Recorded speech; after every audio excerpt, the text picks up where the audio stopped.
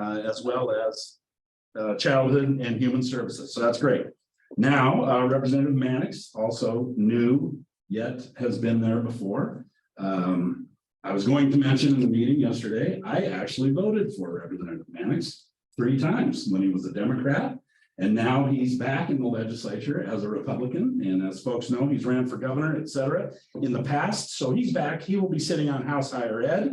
He's on the Ways and Means Transportation and Economic Development Committee. He's on the I-5 Bridge Committee, as well as Management, Technology, and Transportation. And then finally, with a small footprint, Representative Kramer is on House Early Childhood and Human Services, as well as Education and Ways and Means. So those are kind of some of our delegation and their responsibilities. What about Andy? What's he? I don't know. I've got to look again at his committees. And for some reason, he must have been just outside the district or just outside of the canyon. He's my state representative now. No kidding. So he comes into just a little bit. 45th Avenue and East in my part of town is his district. I'll look those up for you, Mr. Mayor, and we'll leave those out. I'd like to meet him, so I would love to. I don't know if we're scheduling all of everybody, but I've never met him. I've got a meeting request into him within the next few days. For certain reasons, I'd love to have you just be a part of that if you would like that. So I will work with, we'll work with scheduling to get that great in. Okay, and then finally, some key dates. We've got swearing in, a new member swearing in on Monday. That's, you know, I as a lobbyist don't usually go into the building because that's a time for members to celebrate their victories, that's a time for their families. That's a time for them to celebrate before the real work begins, which is Tuesday, January 17th. So I always get that kind of, you know, back to school feeling. This time of year, right? It's a mix of depression and, you know, excitement, and let's get back into the grind. And you guys will understand after that May forecast and when we're in here just grinding. And I'm telling you, it doesn't look like we're going to get it. And then 2 weeks later, I'm like, I think we got a shot. And then another week later, it'll be like, no, we're not getting it. And then another week, it'll be, hey, I think we can do this. You'll see after that May forecast, things get really hectic. Things get very stressful. And fortunately, we'll be on the right side. And by that point, we'll have rung the bell on our priorities with our delegation and the entire legislature on numerous occasions. So that's great. The deadline to introduce measures is Tuesday, February 21st. We've got a revenue forecast on February 22nd. The first chamber work session deadline. So if a bill hasn't had a work session by that point, it's dead. What? I'm sorry, what was that date? I'm sorry, going back to, we'll do a revenue forecast February 22nd, but the work session deadline is Tuesday, April 4. Thank you. Second chamber deadline is May 19th. So if a bill has gotten from the House over to the Senate or from the Senate over to the House, that deadline kicks in on the 19th. They're targeting to sine die on June 15th. Wouldn't that be great? And the constitutional sine die date is June 25th. So if it's anything like the House sessions, we'll probably be down there 10, 11, 12, 1, 2 in the morning on June 25th. But hopefully not. There's some different measures that might keep people present in the building and some other things going on with new leadership. It'll be interesting to see if we actually get down to those drop dead dates. Now, I mentioned some of these dates, work session deadlines, et cetera. We've got members from the Salem delegation. We've got members that have priority bills that we could utilize at any time. Committees like rules stay open the whole time. So there's always the ability to do something. And then after that May forecast and looking at funding, there's always big omnibus packages that pass late in the session, i.e. Christmas tree style bills that we can always work to get ourselves in as well. So that is the legislative overview, Mr. Mayor. And we have a pretty picture color version of the calendar, which was probably issued, I don't remember, before the holidays. So that never really happened. And we'll get it out to everyone again, just so you can be following on. Yeah. Great. And we have some logistical challenges with the building. Just so you know, if you're going there, you enter on the State Street side this year because of construction. There's a limit of 600 people in the building at any time. Not sure how that's going to shake out. I don't know if that counts members and staff or not. Nobody knows for sure how that's all going to work, but things are a little bit crazy there because of construction. The wings are all open and the hearing rooms are open. It's the 1938 building, the main part of the Capitol, the rotunda and all that is under construction now. So yeah, it'll be be interesting. I noticed that we have some meetings in person coming up, but we have some remote, and so I think it's up to each member on how they're doing their business, so. Yeah, and we'll find out in case you guys want to come in, do some meetings. We usually try to do that early in session, right? Because once, as Representative Hoy, Mayor Hoy knows, everything gets really compressed. I mean, it's compressed anyway, because you're trying to jam 2 years worth of work into 6 months and 1 month in the off session here. But it'll be tricky. I don't know, if the Oregon Bus Project comes down or if SEIU's having one of their big days. I don't know if we get cut out of the building or if we can access on the outside or how we get to the wings. I don't know how that's going to work. So that'll be a little bit of a work in progress going into the building.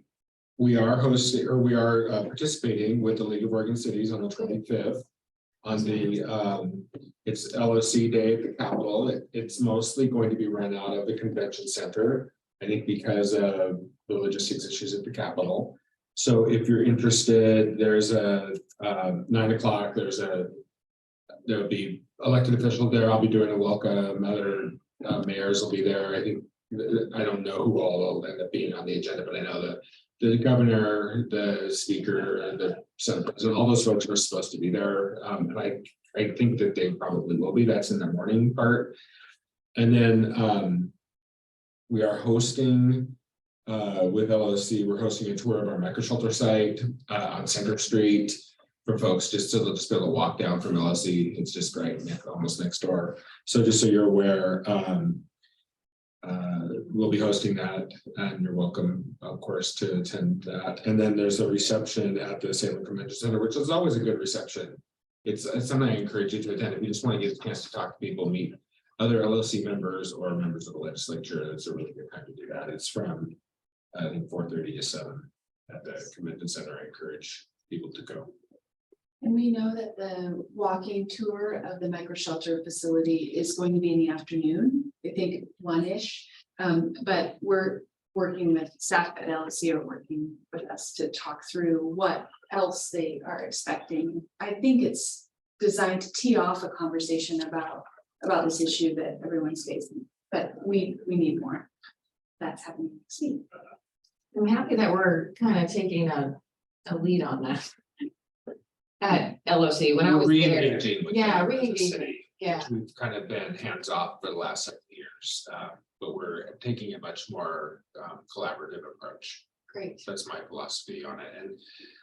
And we've chatted, Justin and I chatted with the league, and one thing we have to be careful of is that they don't overuse us, because we are here in Salem and it's really easy. I know when I was with the sheriff's office here, we used to get the same thing. That was one of us to go do dog and pony shows and everything, because we're here, it's convenient. But we also don't want to dilute our message. So we have to be really strategic, and we have to trust Justin in this process to help, because he manages our legislative voice, and we have to let him do his job. So that's something I'm saying out loud to myself and also to my colleagues, that we just need to remember that we pay him. He's a professional, and we need to trust him to do his work in terms of managing our relationships in the building.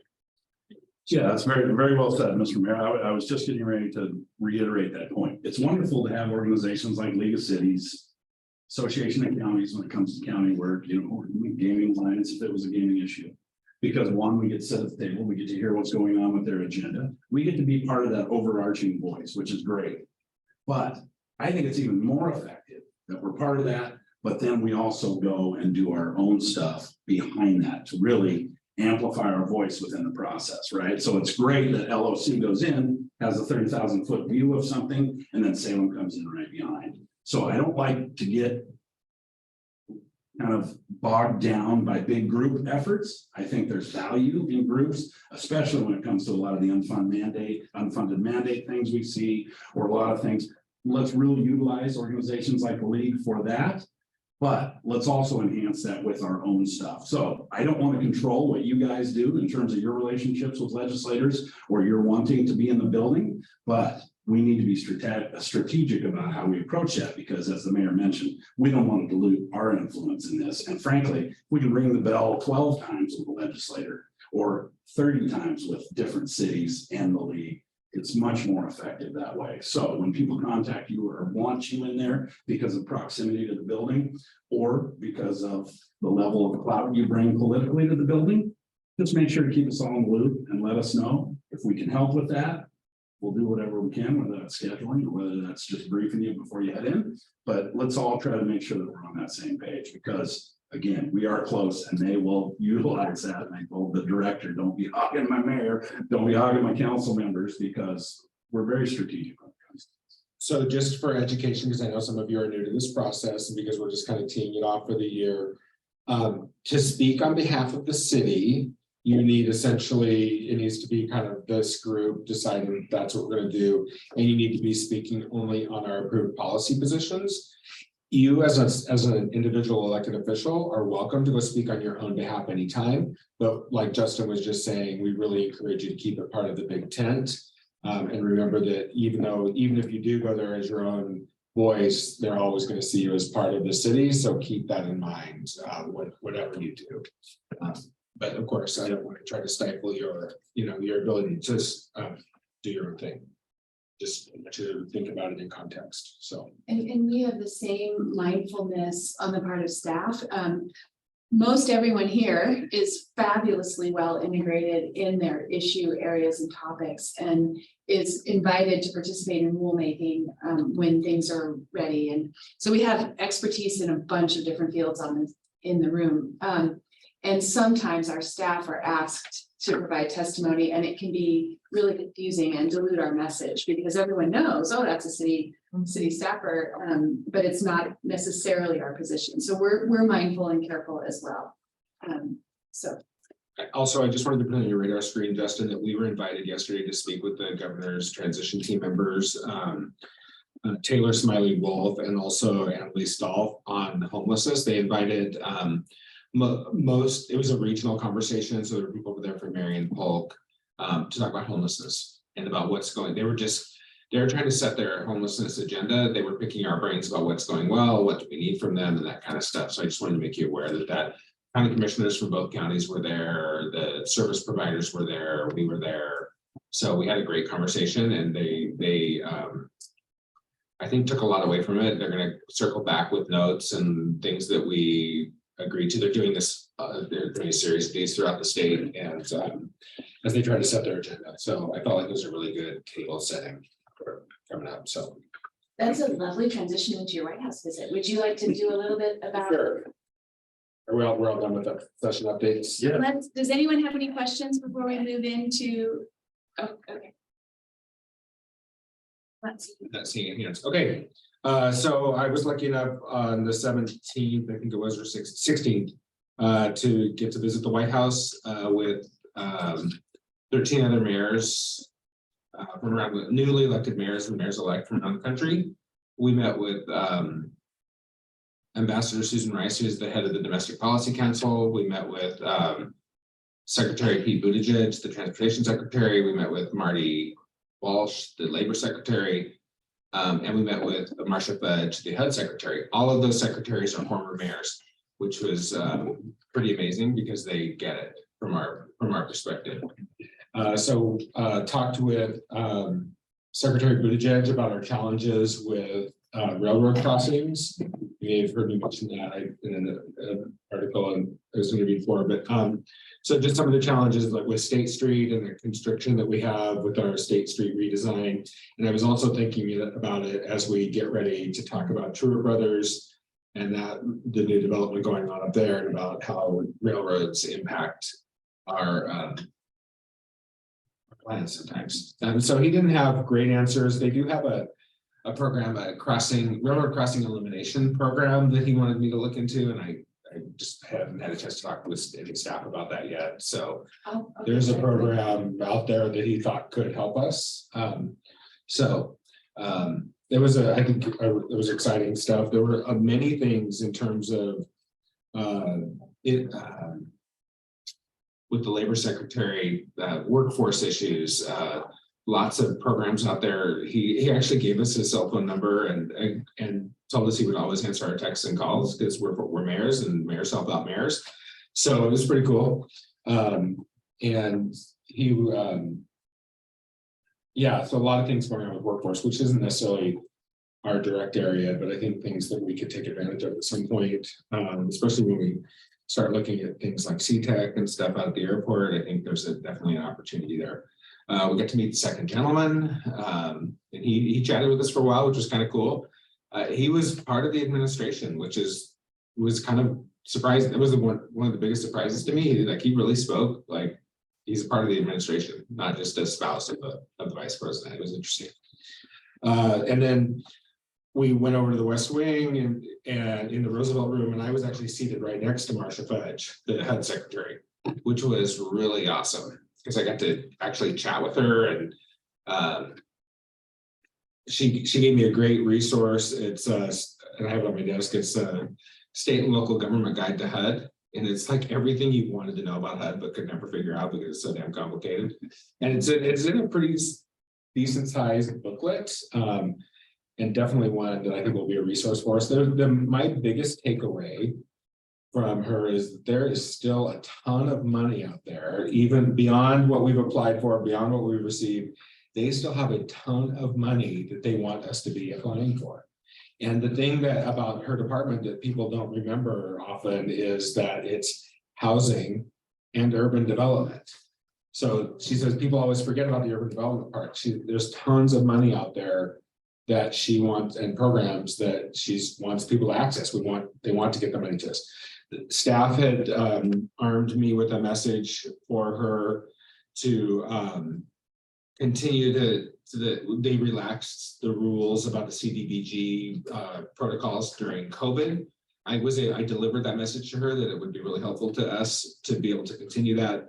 She was basically, her answer to me was, yes, I 100% agree. We're doing that whenever we can, but any new authorizations, those rules don't come from their department. They actually come attached to the money from Congress. So she doesn't actually get to decide when those rules are relaxed, but they are relaxing them whenever they can. I talked to her about how they were been critical in our homelessness efforts, and about the concern I had that if we don't find ongoing support for these programs, they will be. And that was reiterated by my colleagues from around the country. And just to give you an idea, we had the new mayor of Oakland, the mayor of Louisville, mayor of San Jose, number of mayors from fairly good size, all from large cities. And there were no cities under 75,000 who were invited. But it was a good cross section from around the country. One other state capital was there, Providence, Rhode Island. The mayor from there is great. His name is Brett Smiley. He has a lot of the same issues that we have, except that I think they have even more state-owned property in their city than we do, because some special things going on there. So anyway, and then we were lucky enough to meet the president. He came in during our conversation with Secretary Fudge, and that was pretty amazing. He shook all of our hands, and then talked to us for 45 minutes, and then took us into the Oval Office for photos, which was pretty amazing. Got to stand in front of the Resolute desk and take a picture with the president. I don't have the photo yet, and they took our phones from us before we went in the West Wing. So I don't have any photos of that myself. I did get a selfie with Mayor Pete. I ran into him on the sidewalk afterwards, a couple hours after we met him, and got a selfie with him then. So anyway, and then got to spend we spent probably, I don't know, well over an hour with the president. And he talked about how, I mean, the whole idea behind inviting mayors is that he thinks that cities are where the solutions are. And that's in the federal government doesn't solve the problems, state governments don't. It's really the cities who are dealing with the problems firsthand, and that's where the solutions are. And that's why they want to invest in cities. And that's why you can see it reflected in his cabinet choices, many of them were former mayors, which is pretty cool. So I think we're well situated in terms of at the federal level. There is we were supported there by the U.S. Conference of Mayors, which is a great resource for us, that they're ready to help us whenever we need it at the federal level.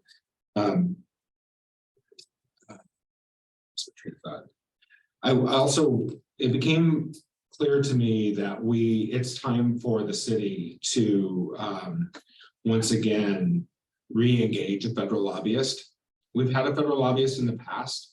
Justin works with us on state issues, but we really need somebody to help us focus on federal issues. And I chatted with Keith about that, and I think we're both in strong agreement that it's time. And I wanted to bring that proposal here just to kind of get your, not necessarily a vote, or although we could, but I want to make a proposal to council that we re-engage with a federal lobbyist. I think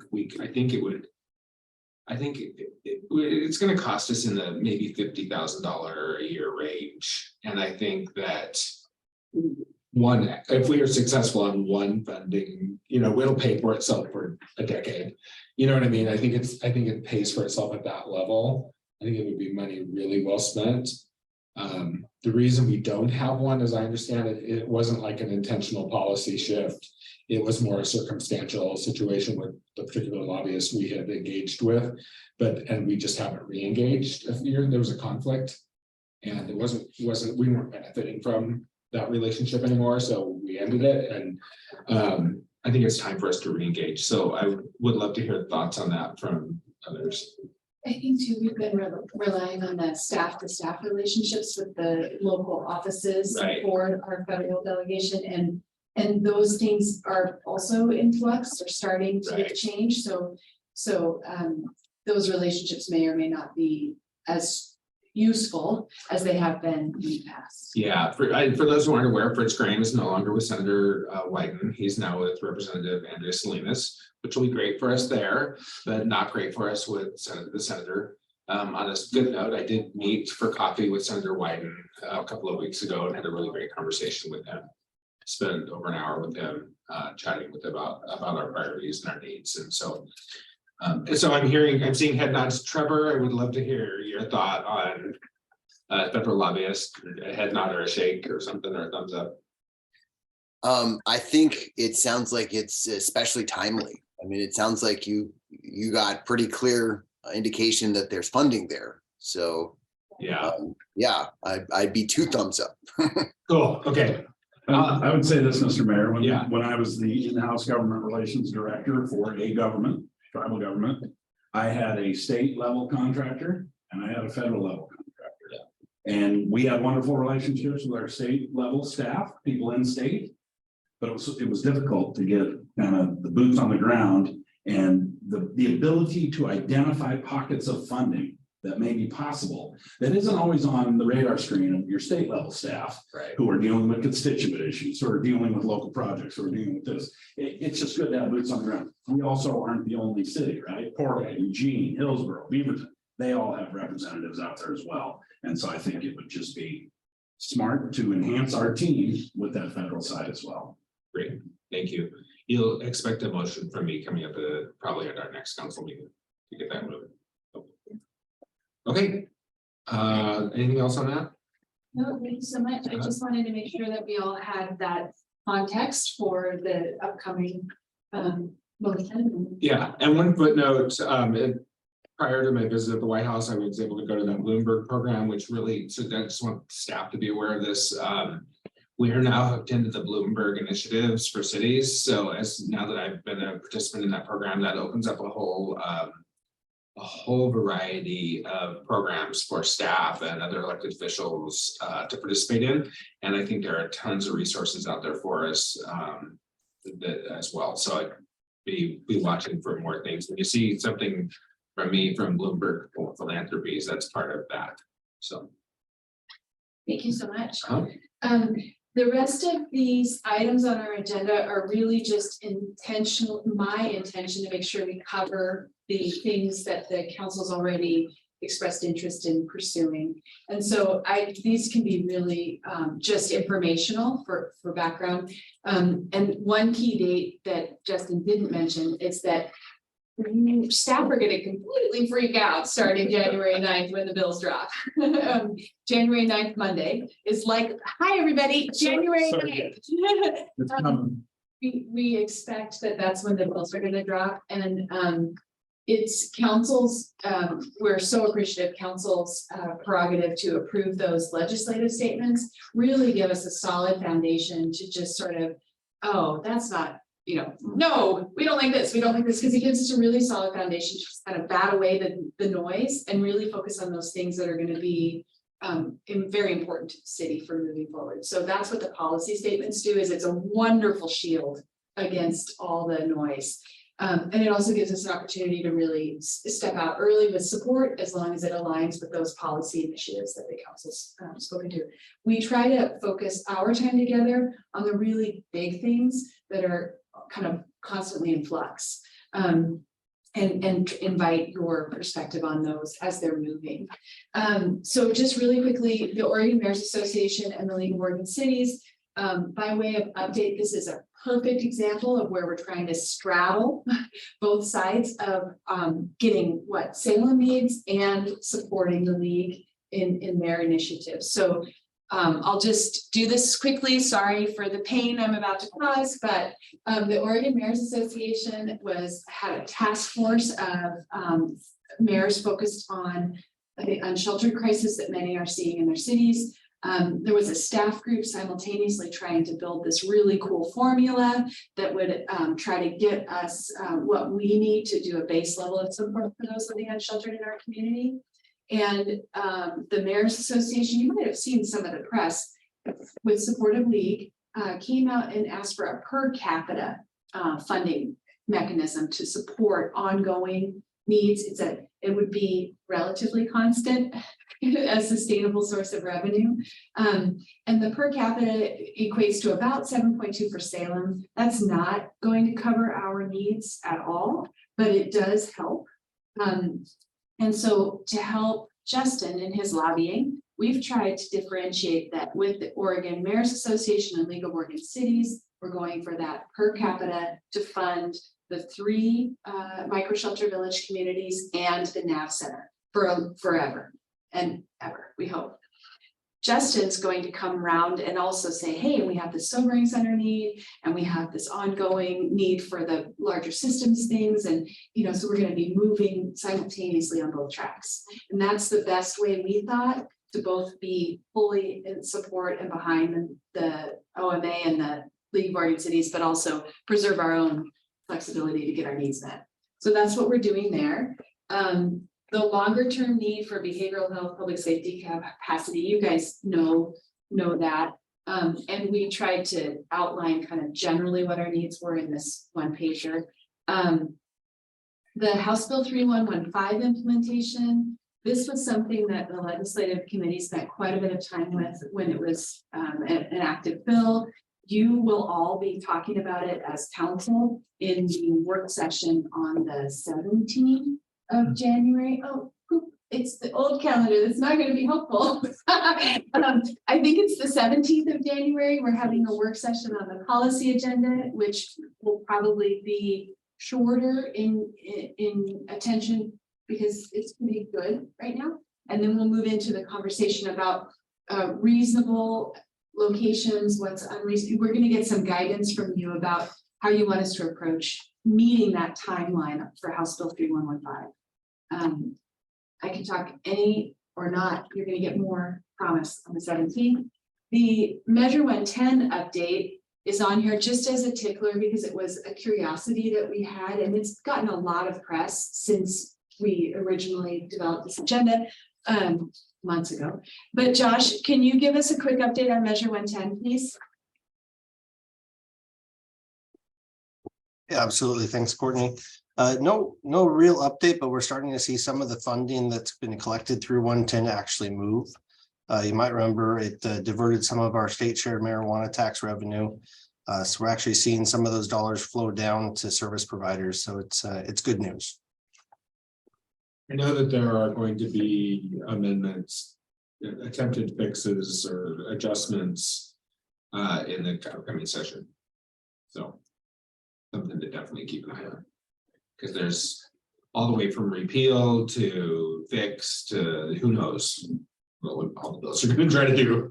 But there's some work that I really want to keep an eye on. And that's to, as those things develop, this I hope this is an opportunity for you guys to ask questions about, well, what is Measure 110 anyway? Because we will slip into shorthand totally on accident, and you should keep us honest. And So what is my Measure 110 Josh, you want to explain Measure 110 uninitiated? in a nutshell? You know, I'd prefer, I'll send out some information. I think that'd be helpful. That I can give it just it's a at a high little bit. level. It decriminalized user amounts of street drugs. It didn't legalize them, as everybody likes to say. It decriminalized. Okay. They're now civil penalties, but it also, behind the scenes, took a lot of the marijuana money and other revenues and put them towards treatment.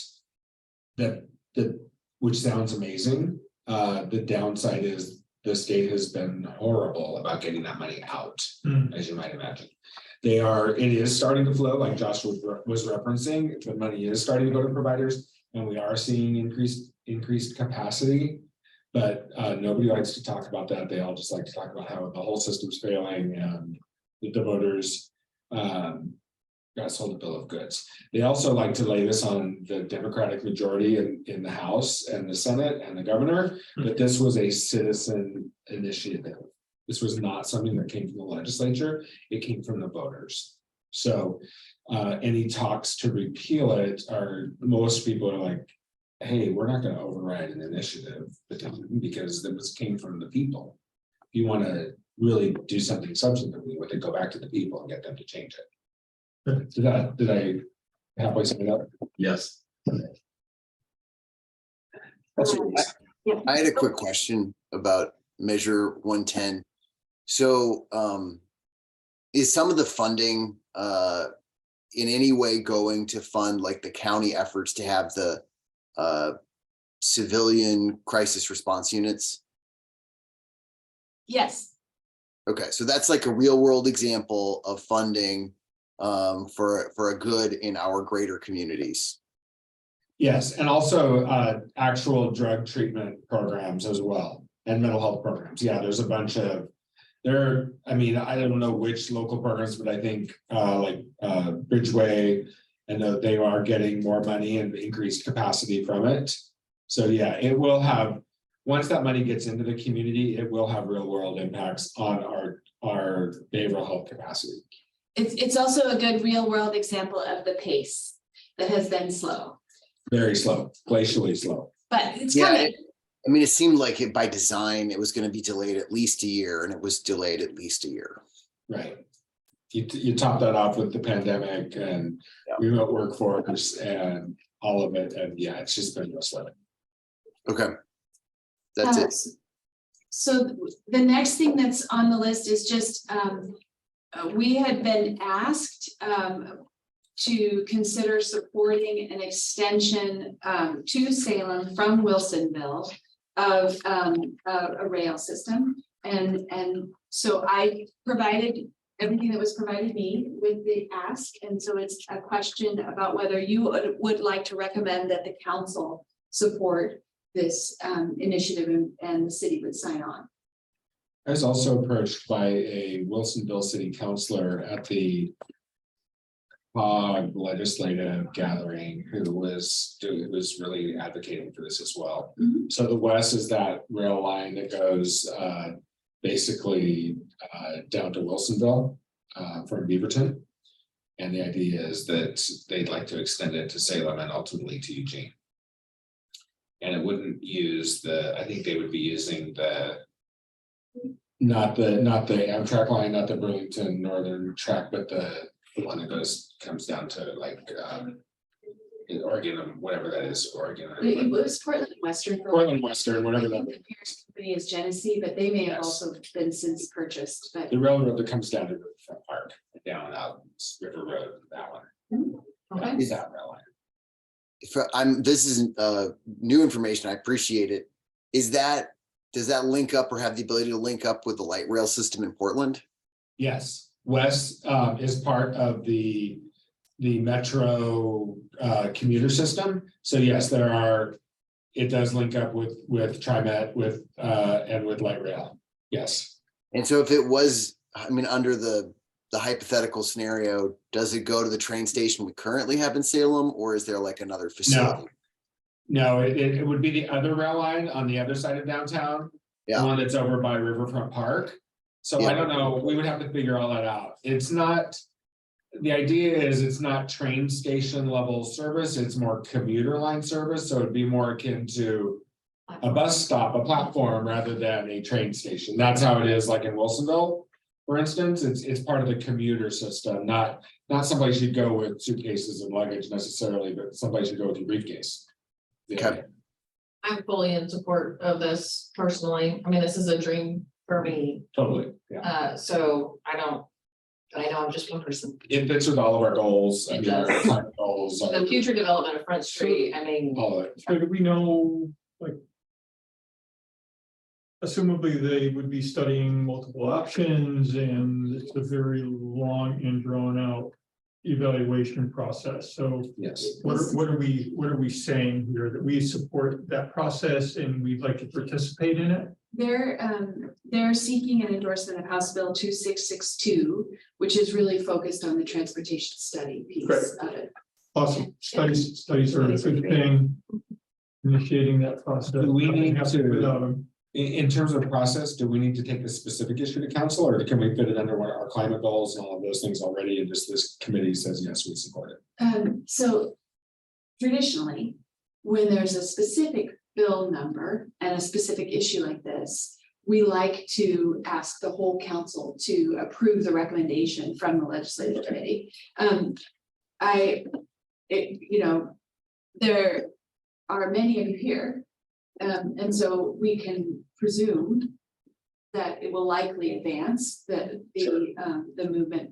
So we can let Greg know and, Do we have the legislative concept? yes, We do, okay. I forwarded it out with the materials. It's very short. Okay, Yes, Is there like a cost? Like, is there something that we would be expected to contribute to? no, I think they're just asking for support. It's staff cost for ODOT that they are looking at. and that wouldn't be a city paid study, it would be state, that's why there's a bill, a legislative. bill. Okay. Yeah. I think what's nice about bringing it to the council is it makes the public aware. Yes. Yeah, yeah. So I mean- this could be something we could put it on as additions, or we could wait till the second meeting. Let's wait till the second meeting and And then then. we avoid that. Yeah. confusion. Okay, There's great. no rush. There's no rush. Well, talk to Greg and there's a huge rush. But we can certainly put it on for, I don't remember the January meeting, but the second meeting in January, 23rd, I think. That's what it is. All right. Great. So we'll do that. So that's really the end of all of the updates we had, but I do this because I want to keep myself honest and just remember what the priorities are for the coming session. So these are funding requests we've already approved at the council level, and we have one-page flyers that Justin's peddling about as he visits with people. And then we also have some policy support that we're moving based on approval from the council, those being a photo fix for photo radar fix. Salem was left off of the original legislation. We're just trying to get Salem added to the list. The Towing Association is moving a bill forward that would look at recreational vehicles and how to support their eventual demolition as part of their price of purchase. And we want to be in support of that. We don't need to take anything on our own. And then the payment in lieu of taxes concept, which I think we're just needing to update some of our numbers, and then we'll prepare a fact sheet on that for the legislature. So those are our projects. Sorry. Before you pass that, could you, I know it's just this isn't an in order list, but I would really love it if we could put the homelessness as the item A or item 1. Sure. Because it is our top priority. Sure. I would just always like visually, because I'm often asked, which is your top priority, and it's not River Road. Right. So I just think it'd be good just to list them at least. Yeah, Especially when it mirrors so well with legislative leadership and the governor's priority. we heard loud and And clear there's that so this much- is this is the housing and homelessness session. And so we want to be right there, and Yes. plus having, currently being the legislator, I can tell you that oftentimes you want to read the first item. And so we want the first item to be the one that we really want them to read. Yes, and also I should mention that there is a group of mid-sized cities as well, so we at Salem and others, we often find ourselves, the League of Oregon Cities, the bulk of membership with the League of Oregon Cities is very different in terms of its size, configuration, and primary issues of concern. And so we've found that collaborating with other mid-sized cities is also an effective tool for us in the legislature. So we're working kind of multiple angles at the same time. And that mid-sized cities group is also very focused on this sheltering need and collaboration with counties to provide that service. So collectively, I think we're all managing the same issues. So the River Road slide mitigation, that's a 20 million ask. And then Peace Plaza, we're looking at how to activate Peace Plaza, and that's a 2 million ask. And those are, it's nice to have those things that people can support. And then we also have a series of projects that are in the wings, ready, things that didn't make the bond list that would be really easy to ask for a Christmas tree bill later. So we're getting those things ready too. Did you have some questions? I'm sorry. I did. Could somebody talk about, I don't know if it's either Justin or you, Mayor, about the payment in lieu of taxes? Like, what is the path forward here? Do we have like a clear, is somebody gonna pick that up and carry it for us? Like, what's the plan? I think there are lots of potentials. There's not a clear path. So are we live streaming? Did we decide we are or we're not? We are recording this meeting. Okay. So a couple of strategies. One is to just do a straight up bill and try to get it through. And then you get all the people out that hate taxes and plus all the other cities who want to join us. Yeah. And we don't want, no offense, but we don't necessarily need a lot of help with this. We don't want a lot of people getting in on this. And we're unique. We're unique because we're the state capital. Yeah. So one strategy is to, at the end of the day, i.e. the end of the session, in the Christmas tree bill, we get something, a concept like that included and which is more of a one-off kind of thing, Okay. which is how we're kind of couching this. And if we can get it baked in that situation, that would be Justin's preferred strategy. And I think it's a really wise one. I just don't know. But there's more work to be done to figure out if that's for sure the path that we're gonna take. We don't know yet, but there's certainly legislators who have committed to taking this issue on for us. We have people, colleagues, because I introduced a bill in the short session. So we have that bill that can be reintroduced really easily. And I have at least 2 legislators who have agreed to do so if we ask them to. So the other thing, and I don't know if we've mentioned this to Justin, but the school district is very interested in joining us on this effort because of how it impacts them as well. And the other thing to know, I don't know if we've ever said this out loud, but Chariots currently gets a payment in lieu of taxes. So this is because of the impact on them. So this is not a new concept for the legislature or for our area. So that's something to note as a kind of well, actually, you already do this. Now we would just like it to be, yeah. And I know the county has, as late as recently as yesterday, Expressed, at least one commissioner expressed some interest in joining us, but